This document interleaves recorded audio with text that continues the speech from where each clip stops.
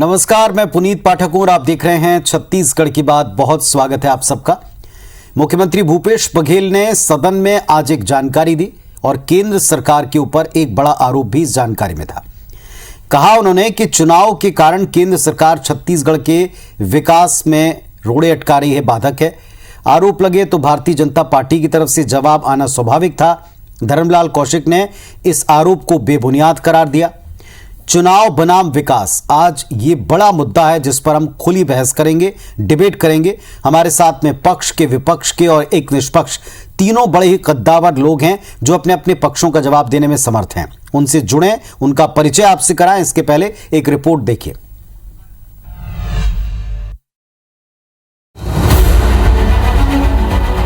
चुनाव की बयार, विकास पर रार, केंद्र राज्य में तकरार, जनता लाचार। छत्तीसगढ़ में विधानसभा चुनाव के पहले केंद्र और राज्य के बीच टकराव बढ़ता दिख रहा है। मुख्यमंत्री भूपेश बघेल ने सदन को बताया कि रायपुर एयरपोर्ट पर कार्गो सुविधा लाने को लेकर उन्होंने केंद्रीय मंत्री से चर्चा की थी ताकि छत्तीसगढ़ व्यावसायिक दृष्टिकोण से आगे बढ़ पाए। लेकिन तब केंद्रीय मंत्री ने मुख्यमंत्री से पूछा कि छत्तीसगढ़ में चुनाव कब है, और बताने पर जवाब मिला कि चुनाव के बाद ही ऐसा संभव हो पाएगा। सीएम के आरोप पर पूर्व नेता प्रतिपक्ष धर्मलाल कौशिक ने पलटवार किया। कहा कि जब भी केंद्र के मंत्री आते हैं तो छत्तीसगढ़ को कुछ न कुछ देकर जरूर जाते हैं। अब मैं निवेदन ही कर सकता हूं भाई, यदि कार्गो की स्वीकृति भारत सरकार नहीं दे रही है और उसे चुनाव से जोड़ के देख रही है तो ये तो हमारे लिए दुर्भाग्य की बात है। अब मुख्यमंत्री जी किस मंत्री से बात किए, क्या किए, उनके बीच में आपस में क्या बात आई, ये तो मैं नहीं जानता। लेकिन मैं आपको उदाहरण दे सकता हूं कि जब केंद्र के मंत्री आते हैं तो छत्तीसगढ़ को दे के जाते हैं, लेकिन इनके कार्यकाल खत्म हो जाएंगे। पैसा तो दूर की बात है, निर्माण दूर की बात है। ये सरकार प्रस्ताव और एनओसी देने की स्थिति में नहीं है। किस मुंह से केंद्रीय मंत्री का ये विरोध करेंगे? क्या वाकई विकास पर चुनावी ग्रहण लग चुका है, या फिर छत्तीसगढ़ की जनता केंद्र और राज्य के बीच खींचतान का खामियाजा भुगत रही?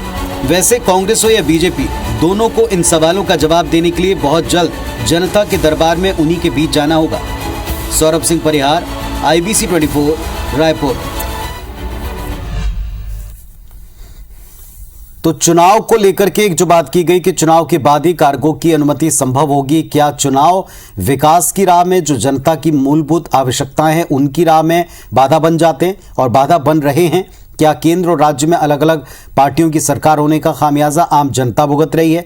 क्या ये सामंजस्य, क्या ये संकल्प दोनों जो एक साथ एक मंच पर लेते हैं, इसके पीछे चुनावी राजनीति उस पर हावी पड़ रही है? इन सब का सवाल लोगों के जहन में है और अब इसका जवाब लेने की बारी है। हमारे साथ इस वक्त शंकर पांडे साहब, जो कि बेहद वरिष्ठ पत्रकार हैं, प्रदेश की सियासत पर बारीकी से लंबे वक्त से नजर रखते हैं, प्रदेश के निर्माण से लेकर अब तक तमाम चीजों की जानकारी रखते हैं, जुड़ चुके हैं। नमस्कार पांडे साहब। और बेहद तजुर्बेकार कांग्रेस पार्टी के वरिष्ठ नेता राजेंद्र तिवारी साहब भी जुड़े हुए हैं, जो इस तरह की सियासत पर पहले भी कई बार डिबेट में हमारे साथ जुड़ चुके हैं। तिवारी जी नमस्कार।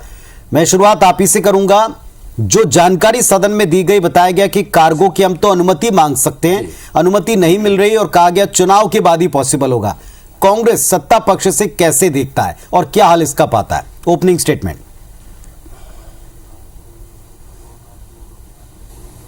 देखिए पुनीत जी, सबसे पहली बात तो यह है कि प्रदेश के मुखिया श्री भूपेश बघेल जी छत्तीसगढ़ का नेतृत्व करते हैं और दिल्ली में जो सरकार बैठी हुई है भारतीय जनता पार्टी के नेतृत्व में, इन दोनों के बीच में तालमेल अच्छा हो, इसका सतत प्रयास भूपेश बघेल जी करते रहे हैं।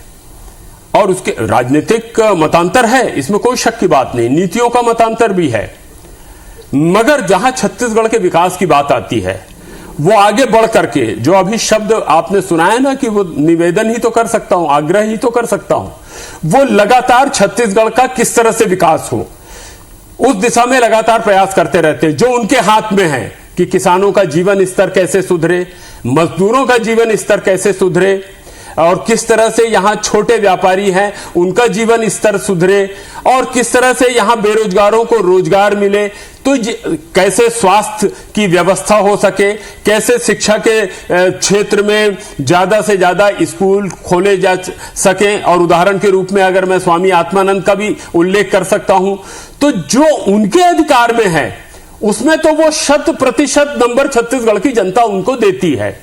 मगर जहां पर केंद्र सरकार की मदद की आवश्यकता होती है, पुनीत जी, ये आए दिन हम लोगों को देखने में आता है कि वहां पर केंद्र की सरकार हमारे साथ सौतेला व्यवहार करती है।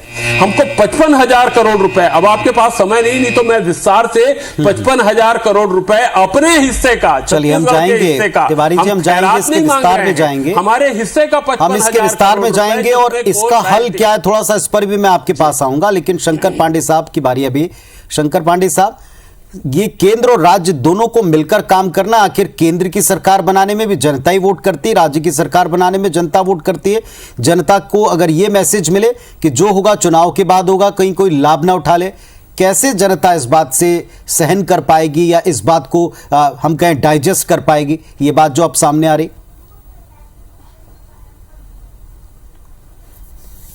नहीं, चुनाव होना नहीं होना एक अलग मामला है। किसी भी प्रदेश का विकास है तो उस प्रदेश के विकास में केंद्र सरकार और राज्य सरकार की अपनी भागीदारी होती है।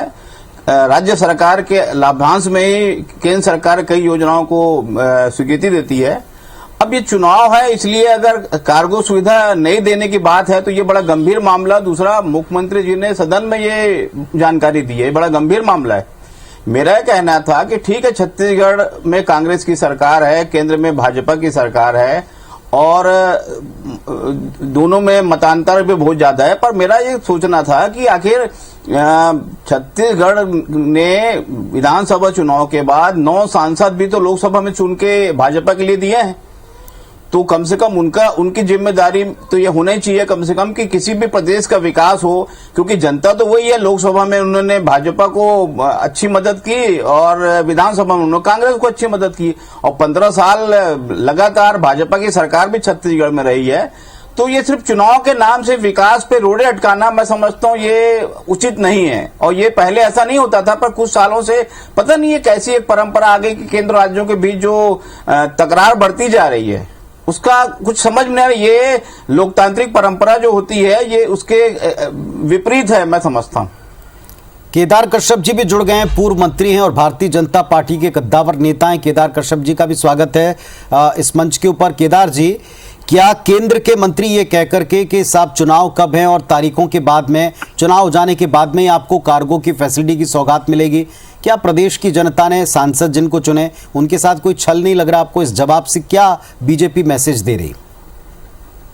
देखिए, पूरी कांग्रेस पार्टी झूठ बोलने में माहिर है और मुख्यमंत्री स्वयं झूठ बोल रहे हैं। इसका क्या प्रमाण है कि मुख्यमंत्री जी ने कोई पत्र व्यवहार किया है, कोई उनके बीच में कोई प्रक्रिया बनी है क्या? जहां तक केंद्र की सरकार, जब से भारतीय जनता पार्टी की सरकार आई है तब से कोई भेदभाव के बिना, कोई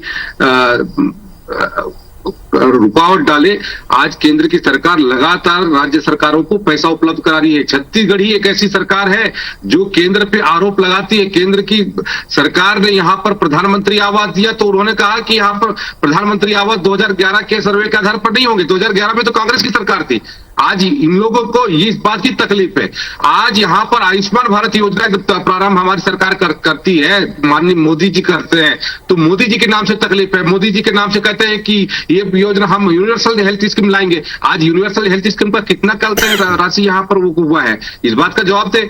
जल जीवन मिशन जिसके तहत में हमारे यहाँ पर करोड़ों रुपए यहाँ पर दिया गया, लेकिन जो भ्रष्टाचार यहाँ पर किया गया, जिस तरीके से बंदरबाट किया गया, ये पूरे देश ने देखा है। और अब ये लोग लगाते हैं कि कहते हैं केंद्र सरकार अड़ंगे डाल रही है। केंद्र सरकार का कोई भी मंत्री इस तरीके से अड़ंगे नहीं डालता, बल्कि हमारे मंत्री, केंद्रीय मंत्री तो खुद बुला करके जितनी भी योजना है उस योजनाओं की स्वीकृति देते हैं। कभी ऐसा हुआ है क्या कि कहते हैं केंद्र में बैठी सरकार ने इतनी राशि आज तक छत्तीसगढ़ को दी है? ये तो भारतीय जनता पार्टी की सरकार ने इतनी राशि दी है, चाहे वो चावल खरीदी के लिए। छोटी सी बात का जवाब दीजिएगा। हर बार जब भी कभी हम डिबेट करते हैं तो विधानसभा में सदन के भीतर अगर कोई जानकारी दी जाए लिखित में मौखिक तौर पर, उसको कोट करती कि देखिए सरकार के मंत्रियों ने ये बात सदन में कही है या सदन में जवाब दिया है। अब जब सदन को उन्होंने जानकारी दी तो हम कह सकते हैं, आपको लग रहा है साफ आप कहेंगे, बीजेपी कहेगी कि हाँ मुख्यमंत्री जी जो है सच नहीं बोल रहे हैं? देखिए, मुख्यमंत्री जी कितना सच बोलते हैं ये तो पूरा प्रदेश जानता है। आज 4.5 साल हो रहे हैं। अभी की बात करता हूं मैं, अभी कहते हैं विधानसभा में जो कहते हैं इनका प्रस्ताव था, अपने राज्यपाल जी का अभिभाषण था, उसमें किस तरीके से परिवर्तित करके इन्होंने प्रस्तुत किया, ये तो पूरा प्रदेश से देखा ना। और भी ऐसे कई मामले हैं जिसमें मुख्यमंत्री जी लगातार झूठ पे झूठ बोलते हैं और चलिए, इसका उत्तर मैं राजेंद्र तिवारी जी से लेता हूं। तिवारी जी, आप सुन रहे हैं, कोशिश करते हैं सरकार झूठ बोल रही है इस मामले में, सत्ता पक्ष झूठ बोल रहा है इस मामले में प्रदेश में। सबसे पहली बात सर, नहीं, सबसे पहली बात तो यह है कि केदार कश्यप जी को अपनी भाषा थोड़ी ठीक करनी चाहिए। इनके पिता का हम लोग बहुत सम्मान करते थे, मतांतर होने के बावजूद बहुत बड़े नेता थे। झूठ पे झूठ बोल रहे हैं, यह आपको शोभा नहीं देता। मुख्यमंत्री जी, मैं आधिकारिक रूप से बोल रहा हूं, किसी बात पर भी मिथ्या वचन नहीं बोलते हैं, किसी भी बात पर असत्य वचन नहीं बोलते हैं। बात अभी हो रही है कार्गो हब की। उन्होंने सार्वजनिक रूप से विधानसभा में इस बात की घोषणा किया है कि मैंने कार्गो हब की बात की, और कार्गो हब के लिए मुख्यमंत्री जी पिछले 2 साल से प्रयास कर रहे हैं। मगर अभी जब मध्य क्षेत्र की बैठक हुई तो उसमें गृह मंत्री आदरणीय शाह साहब ने यह कहा कि चुनाव हो जाने दीजिए, उसके बाद देंगे। और ये मुख्यमंत्री जी सार्वजनिक रूप से बोल रहे हैं। आप करवाइए ना, अपने गृह मंत्री जी से उसका खंडन करवा दीजिए। पहली बात तो यह है कि हर मामले में भारतीय जनता पार्टी मिथ्या वचन बोलने के लिए बुरी तरह से बदनाम हो गई है। सबसे पहली बात यह समझ लीजिए केदार जी, आप लोग छत्तीसगढ़ में नीति विहीन है और नेता विहीन है। हमारे पास, कांग्रेस के पास नेता भी है और नीति भी है, और उसका सुपरिणाम यह है कि छत्तीसगढ़ की जनता उनकी जनाकांक्षाओं को पूरा करने में भूपेश बघेल जी पूरी तरह से सार्थक प्रयास कर रहे हैं और छत्तीसगढ़ की जनता का उनको आशीर्वाद मिल रहा है। हम केंद्र से कोई भीख नहीं मांग रहे हैं, अपने हिस्से का हक मांग रहे हैं। अभी पांडे जी ने एक बड़ी अच्छी बात कही कि 9 सांसद चुन करके भारतीय जनता पार्टी के गए हैं। मैं आपके साथ चुनौती के साथ बोलना चाहता हूं, इन 9 सांसदों ने छत्तीसगढ़ के लिए क्या किया है? छत्तीसगढ़ की जनता ने उनको भी आशीर्वाद दिया था कि आप केंद्र में जाएं और कश्यप जी, आप जवाब दे सकते हैं। छत्तीसगढ़ में लागू करवाने की दिशा में देखिए, प्रयास करें। जिस तरीके एक काम बता दीजिए, राजेंद्र तिवारी जी यहाँ पर अपनी बातों को रख गए होंगे मंत्री के पास और जाकर के काम करवाए होंगे। केंद्र की सरकार आज गरीब कल्याण अन्न योजना के तहत में यहाँ पर चावल देती है, तो इसमें घोटाला करने वाले कौन लोग हैं? यहाँ इस छत्तीसगढ़ की सरकार घोटाला करती है, गरीबों का पेट मारती है। और तो और कहते हैं ये लोग जीएसटी के नाम पर इन्होंने बड़े कहा था कि घोटाला आप लोगों ने किया। आप 15,000 करोड़, वही मुख्यमंत्री जी कहते हैं कि जाकर के 1200 करोड़ किए। तो इनके बातों में किसकी बातों में हम लोग करें, किसकी बातों में विश्वास करें? ये लोग हमारे प्रदेश को थोड़ा सा मैं चाहूंगा कि अब आज के विषय पर कार्गो हब और कार्गो हब के मामले में जो केंद्र के ऊपर केंद्रीय मंत्री पर जो टिप्पणी की गई है, जो जवाब सदन में जानकारी के तौर पर दिया है, आधिकारिक तौर पर, सार्वजनिक तौर पर, उस पर ही हम रहे। जिस घोटालों की आप बात करें उस पर हम खबर भी दिखा रहे हैं, डिबेट भी कर रहे हैं और दोनों पक्ष इसमें आ भी रहे हैं। मेरा एक सवाल है केदार कश्यप जी, जनता के मन में भी जरूर यह सवाल आता है कि अगर आपको लगता है कि इस मामले में, कार्गो हब के मामले में कोई सवाल है, तो आपके पास, बीजेपी के पास क्या जानकारी, क्यों देर हो रही? ये तो तय है कि कई सारी अनुमतियां केंद्र को इसमें देनी होती हैं, केंद्रीय विभाग, केंद्रीय सरकार के विभाग इसमें इन्वॉल्व हैं, तो क्या सही जानकारी, क्या ये बीजेपी सामने लाएगी प्रदेश के? नहीं, देखिए, ये किसी भी तरीके से मुख्यमंत्री जी पूरे प्रदेश को गुमराह करने की कोशिश कर रहे हैं। आज छत्तीसगढ़ में जिस तरीके से लाखों लोग कहते हैं एकत्र होकर के विधानसभा का घेराव करते हैं, उस बात से मुख्यमंत्री जी डर करके आज लोगों का मन को भटकाने की कोशिश कर रहे हैं। वजह क्या है केदार जी, इस विषय के पीछे कोई वजह बीजेपी ने पकड़ी है? आज यहाँ पर जितनी भी योजना है, सारी की सारी योजना फेल हो चुकी है। मैं दावे के साथ कहता हूँ कि इनकी ना नेता ठीक है, तिवारी जी कहें, ठीक है, और इसके कारण से आज इस प्रदेश की हालत गंभीर हो चुकी है। तो मैं कार्गो हब पर पहले बात करूंगा, बाकी तो ये जिस तरह की बात कर रहे हैं केदार जी, उसका जवाब देने में मुझको हंसी आ रही है कि लाखों लोग, कहां के लाखों लोग, और झूठ मिथ्या वचन बोलने में तो कोई जवाब नहीं। आप कार्गो हब की बात करना चाहूंगा मैं पुनीत जी, इनको ये मालूम है कि नहीं भारतीय जनता पार्टी के लोगों को कि कार्गो हब लाने का उद्देश्य क्या है? उससे छत्तीसगढ़ के विकास में एक नया आयाम किस तरह से जुड़ने वाला है? हमारे यहाँ छोटे छोटे से लेकर के बड़े उद्योग हैं, उनको यहां से विदेशों में सामान भेजने में, हमारे यहाँ एग्रीकल्चर के जो सामग्री है जो हम सड़क मार्ग से भेजते हैं, वो उनको भेजने में जो तकलीफ जाती है और विदेशों में नहीं जा पाता। ये कार्गो हब खुलने से कितना ज्यादा छत्तीसगढ़ का फायदा कश्यप जी, होने वाला है। क्या जानकारी है केदार जी आपको इस बात की जानकारी की दिक्कत कहां है, क्या प्रॉब्लम है? कितना ज्यादा फायदा नहीं, यदि इन्होंने कोई पत्र व्यवहार किया है तो उसको सार्वजनिक नहीं, इनके मेंबर ऑफ पार्लियामेंट जाके बोलते क्यों नहीं कि कार्गो हब देना चाहिए? मुख्यमंत्री जी क्यों सार्वजनिक नहीं करते, क्यों छुपा के रखते हैं? ये कहते हैं कि हमारे जेब में सबूत है, हमारे जेब में एविडेंस है, और जब कहते हैं जीरम कांड का मामला आता है तो वो हाथ खोल के खड़े हो जाते हैं। बात थोड़ी इधर-उधर घूम रही, नियत है केदार जी, बात थोड़ी इधर-उधर घूम रही। एक सवाल पूछा गया होगा, उसका एक जवाब दिया गया है, लेकिन अब इस जवाब में अगर हम कह रहे हैं कि वो मिथ्या वचन कर रहे हैं, तो क्या सही बात है? ये बात बीजेपी विपक्ष जिम्मेदार होने के नाते सामने नहीं लाएगा? आज रोड कनेक्टिविटी जिस तरीके से भारतीय जनता पार्टी के सरकार में बढ़ी है, भारतमाला प्रोजेक्ट के तहत में आज हमारा वाइजैक से लेकर के हमारा रायपुर तक पूरा जुड़ रहा है। ये किसका किसकी देन है? आज आप कृपा करके कार्गो हब के बारे में बताओ कि कार्गो हब छत्तीसगढ़ को क्यों नहीं मिल रहा है, जिसको लेकर के आज ये डिबेट है। गरीबों का चावल खा रहे हैं और उसके बाद आप तो गरीबों की बात मत करो, आपने तो ईडी की पूरी टीम ला करके यहाँ बैठा दिया है। हमारे प्रदेश का टीम है ईडी की हिंदुस्तान में, वो आधी की आधी संख्या यहाँ आकर के बैठी हुई है। कांग्रेस के लोगों को परेशान कर रहे हैं, छत्तीसगढ़ की सरकार को परेशान कर रहे हैं, केंद्र की सरकार कोई कसर नहीं कर रही है। कोशिश कर रहे हैं। उसको इतना बता दीजिए कि आप लोगों ने प्रयास करके छत्तीसगढ़ को क्या दिलाया। खान लेगी तो आपको चलिए शंकर पांडे साहब को थोड़ा सुनते हैं। शंकर पांडे साहब, एक क्लोजिंग स्टेटमेंट में चाहता हूं, आपने दोनों पक्षों को सुना, वैसे इसमें कोई नई बात नहीं, अलग अलग मुद्दे और अलग अलग आरोप, सवाल के बदले बहुत सारे सवाल। हब आएगा तो बहुत सारा रोजगार, बहुत सारा यहां के लोगों के लिए अच्छी चीजों की सौगात लाएगा, लेकिन जब कभी सौगात की बात आती है तब भी ऐसा लगता है कि कृपा के ऊपर दिया जा रहा, जबकि जनता का हक है, राज्य की जनता ने, फिर दोहराएंगे कि केंद्र और राज्य दोनों की सरकारें उसी जनता ने बनाई हैं, लेकिन हक को भी एक तरह से जनता के ऊपर जैसे कोई उपकार है, इस तरह प्रेजेंट किया जाता है, जनता के बीच में मैसेज किया जा रहा। पांडे साहब, फाइनल कमेंट। देखिए, मेरा ये कहना है कि यदि विपक्ष का आरोप है बीजेपी का कि भूपेश बघेल झूठ बोल रहे हैं, तो नियम प्रक्रिया है, विधानसभा की नियम प्रक्रिया, उसके खिलाफ जाके भूपेश जी के खिलाफ ये कार्रवाई क्यों नहीं करते? नंबर दूसरी बात है, यदि उनको लगता है कि मंत्री जी से बात नहीं हुई तो जो संबंधित मंत्री है वो अपना स्पष्टीकरण दे दें कि ये जो मामला है कार्गो का, ये इसमें कोई तकनीकी दिक्कत है या फिर चुनाव का मामला है। अगर ये दोनों स्पष्ट हो जाए तो मैं समझ रहा हूँ विवाद के विषय खत्म हो जाएगा। केदार जी, आप भी अपना क्लोजिंग स्टेटमेंट रखें, लगाते रहेंगे। क्या मंत्री जी का कोई स्पष्टीकरण आएगा या असल बात बीजेपी लाएगी सामने?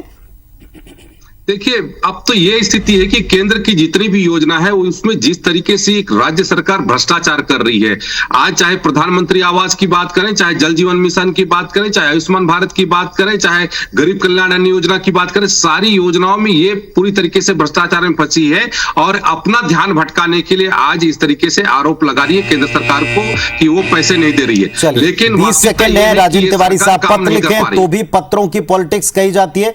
अब यहां वार्तालाप हुआ तो उस पर भी सवाल है, कैसे आप वो हक दिला पाएंगे राज्य को? बताएं, 20 सेकंड आपके पास। हाँ, नहीं, मैं तो ये कह रहा हूं, सबसे पहले तो इनके दिमाग में घुसा हुआ है भ्रष्टाचार, वो निकलता नहीं है, सिवाय भ्रष्टाचार के इनको कहीं कुछ दिखाई नहीं देता। पहली बात यह है। दूसरी बात यह है कि भारतीय जनता पार्टी का केंद्रित नेतृत्व किंग कर्तव्य विमूढ़ की स्थिति में है कि छत्तीसगढ़ में करे क्या। इनके जितने नेता हैं वो उनकी दृष्टि में नाकारा हैं, इसलिए जिन लोगों को उन्होंने नेतृत्व सौंपा है वो भी पूरी तरह से असफल होते जा रहे हैं। मगर एक बात का वायदा कि भूपेश बघेल जी के नेतृत्व में कांग्रेस की सरकार छत्तीसगढ़ की जनता की आकांक्षाओं की पूर्ति के लिए, ठीक है, चलिए वायदों के साथ, तिवारी जी वायदों के साथ, कश्यप साहब अब ये हिसाब और जनता के बीच में जवाब देने की भी बारी है। अब ये आप दोनों ही पक्षों को जनता के बीच में जाना, एक मंच ये भी है और एक आप जनता के बीच में लगातार जाहिर हैं, वहां आपको सीधे जवाब देना है कि दरअसल किसी भी हब या किसी भी विकास की बात में बाधा दरअसल कौन बन रहा है, देर दरअसल कहां से हो रही। बहुत शुक्रिया फिलहाल आपका इस मंच पर अपनी बात रखने के लिए। नमस्कार।